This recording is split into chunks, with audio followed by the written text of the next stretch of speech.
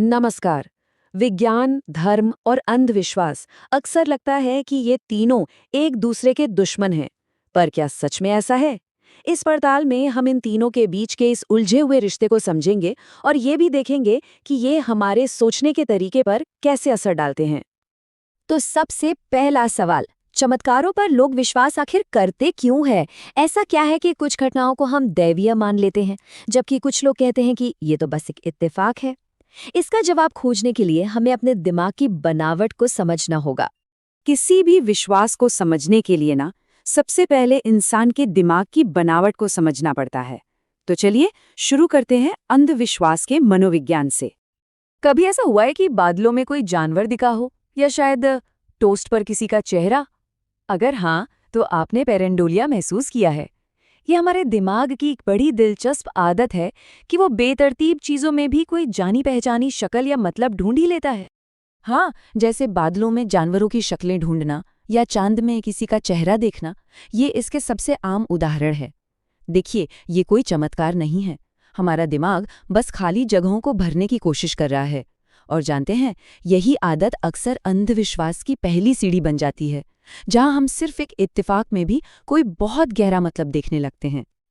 अच्छा, हमारा दिमाग सिर्फ पैटर्न ही नहीं खोजता, वो हमारे शरीर पर सीधा असर भी डाल सकता है। और यहीं पर एंट्री होती है प्लेसिबो इफेक्ट की। ये तब होता है जब किसी को सिर्फ यकीन करने से ही आराम मिल जाए कि उसे असली इलाज मिल रहा है, भले ही वो दवा एकदम बेअसर क्यों ना हो। ये हमारे दिमाग और शरीर के बीच एक बहुत गहरे कनेक्शन को दिखाता है, जिसे हम कई बार चमत्कारी इलाज मान बैठते हैं। वो असल में हमारे अपने दिमाग की ही ताकत हो सकती है। मतलब सिर्फ पक्के यकीन से ही हमारा शरीर खुद को ठीक करना शुरू कर सकता है।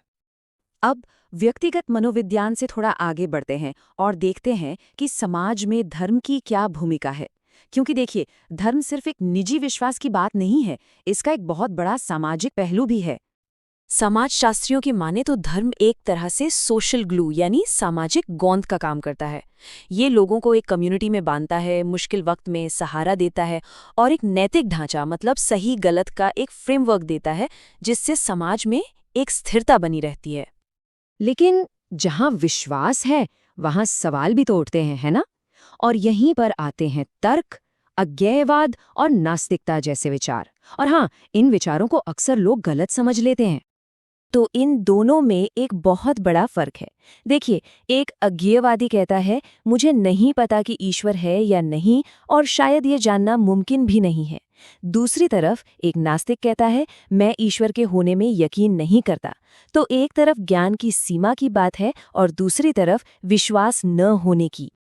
चलिए, अब एक ऐसे आइडिया की बात करते हैं जो तर्क को एक नागरिक जिम्मेदारी से जोड़ता है, खासकर भारत के संदर्भ में। और ये है वैज्ञानिक स्वभाव, या जिसे हम साइंटिफिक टेम्पर कहते हैं।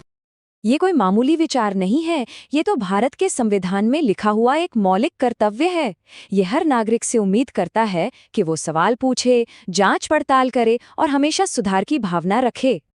अगर आसान शब्दों में कहें तो वैज्ञानिक स्वभाव का सीधा सा मतलब है कि किसी भी बात को आंख बंद करके मत मानो, बल्कि उसे तर्क, ऑब्जर्वेशन और एनालिसिस की कसौटी पर परखो।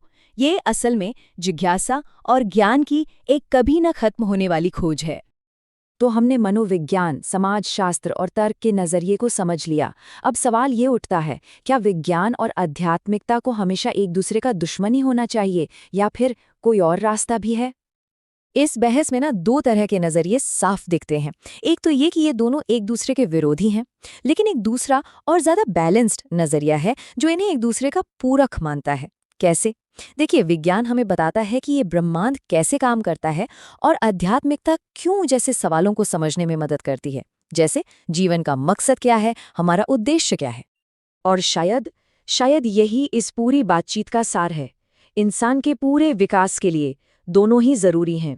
विज्ञान हमें इस दुनिया को समझने के लिए टूल्स देता है, और आध्यात्मिकता उस समझ को एक मकसद और एक मतलब दे सकती है। तो आखिर में सवाल बस यही रह जाता है, हम अपनी जिंदगी में इन दो शक्तिशाली ताकतों, एक तरफ तर्क और दूसरी तरफ आस्था, एक तरफ विज्ञान और दूसरी तरफ आध्यात्मिकता, इनके बीच एक बैलेंस कैसे बना सकते हैं? और इस सवाल का जवाब ही शायद हमारी अपनी और समाज की तरक्की का रास्ता तय करेगा।